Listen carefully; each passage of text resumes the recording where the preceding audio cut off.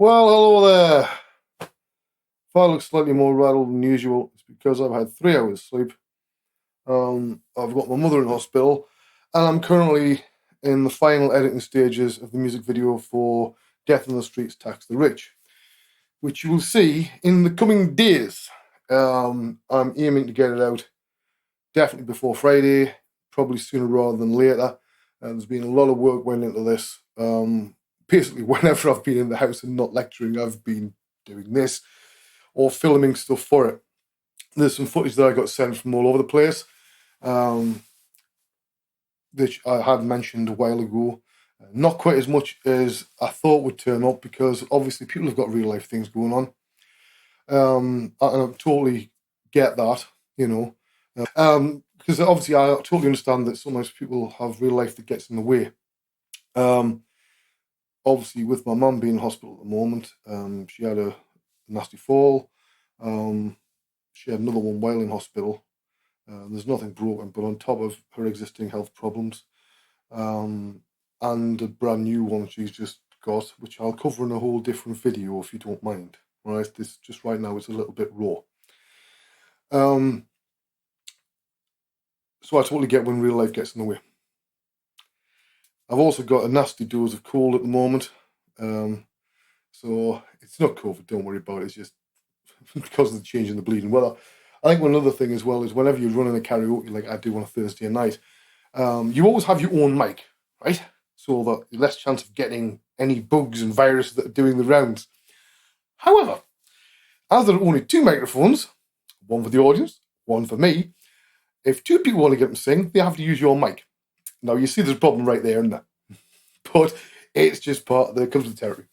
So let me go a bit more in depth about why I've put as much work into the music video for Death on the Streets, Tax the Rich. Let's face it, everybody's going to call it Tax the Rich.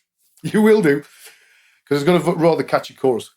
If you haven't bothered listening to the album, just maybe wait for this video. Then it might give you the impetus to go and be prepared to watch it. Well, listen to it. I am planning. It was actually a mate of mine said on Friday night. He said, "Well, are you going to put the entire album up with like a music visualizer on YouTube?" I thought, well, I'd not actually thought about it, but it seems daft not to, really. Because not everybody's got Spotify or Apple Music or Amazon Music and all that shit.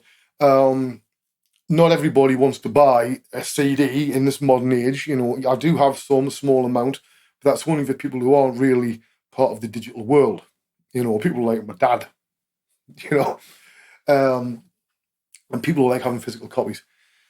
The whole point of this is a very simple sort of premise, and that is for decades, politicians and the very rich have said, the reason you're all poor is because you know nothing about how to look after money and you don't understand economics.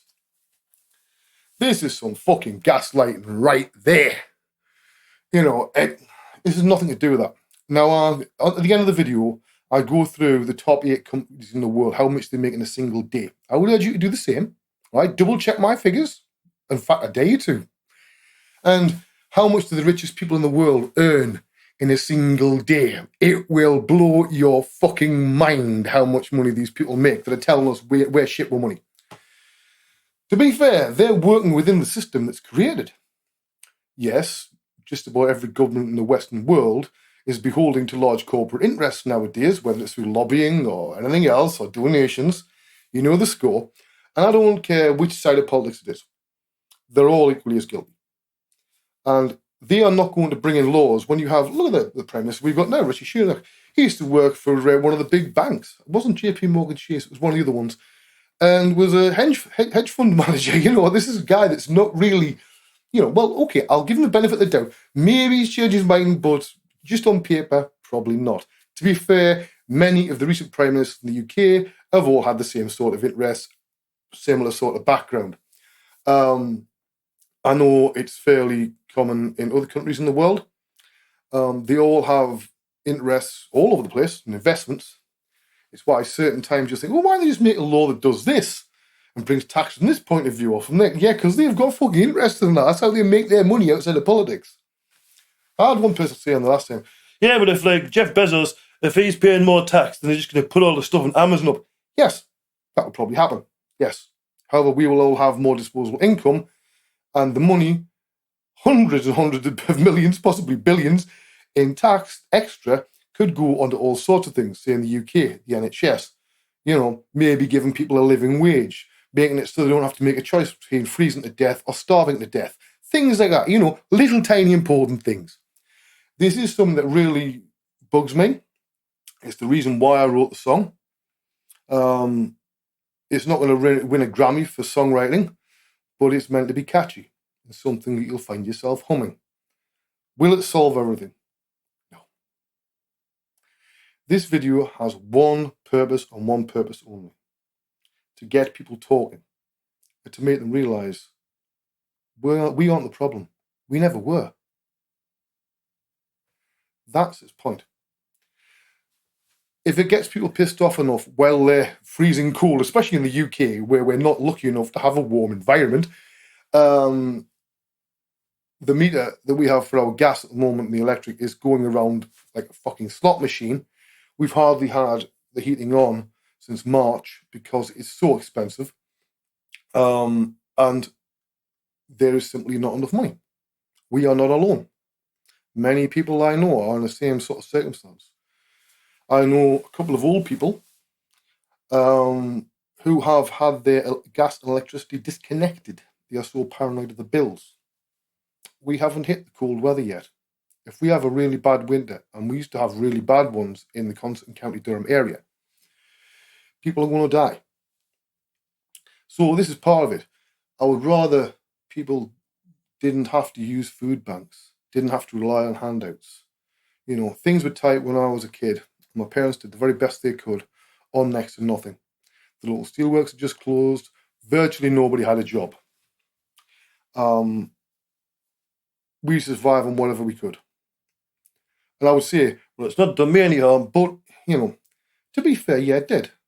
There was years where many of us should have been working our way up the ladder with jobs and, whatever the job, whether it was going to teaching or being a plumber or whatever you want to do. We didn't get that.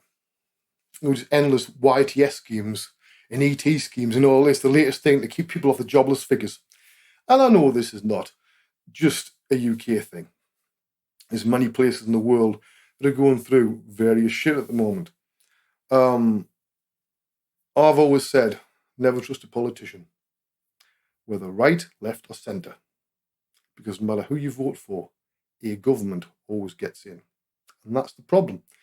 The whole system, I think, is broken. A lot of you may not agree with me. I think it's irretrievably broken at the moment. There's so many corporate interests. They are supposed to be public servants. Do you really think they're acting like that? Or are they acting in their own interests and those of their friends? It's a simple question. Feel free to disagree. But it's a subject that, obviously, a person that's been homeless like myself many years ago, is quite close to my heart. There's some really good footage in this video. I've been rather lucky, but also for once I got to put my director's hat on, which I don't really do. Because to be fair, the last time I did, I really fucked up with Of Gods and Men. But there's a lot of work went into this. There's a lot of revisions. I've just rendered out what I think is the final but one edit. I've just a couple of things like bits of text, got to check the spelling on the titles on the end, stuff like this, make sure there's no glaring errors in any roto when I'm doing the colour correction. Because sometimes with the footage, if I want to see an orange and teal look, I'll have to, do a roto or a power window around and blah, blah, blah, blah, blah, and then fuck around with the gamma and the gain and all that, lift. So there's all sorts of stuff went into this, and yeah, there's a lot more work went into it than it probably seems. So, and you will be surprised, and probably glad to hear, I am not in a single frame of the video. However, a lot of other people are. And that's what I wanted. People who were pissed off enough about the way things are and the way it's all going right now to want to make their voice heard. Maybe in a year's time I'll redo the video with some new stuff. Hopefully the world's changed a bit by then, but I don't hold out much hope. Anyway, also on another note, I've been really going deeply into the land of colour grading because it's not a subject I know a lot about. Normally it was like F-shaped curve, get rid of the colour cast, done. That was it. That's all I ever do in these videos. This one I might do a little bit different. I don't want to go full colour grade because it's about 10 minutes long and I've got shit to do. But I think it's been useful because I always like to learn new things and how you can change the mood of a shot just by colour. Obviously, sound isn't really applicable because it's a music video. The way the edits, timed, blom, blom, blom. You know, I've put a lot of work into it. So give it a bloody watch, otherwise I'll be pissed off. Right, I'm going to get going because I am tired as fuck. I am ill as a dog, and I still have work to do. So I don't know which number this is. It's number, right? I'll see you all next time. Bye-bye, and you better watch the fucking video when it comes out, or I'll be nagging in the next one. See ya.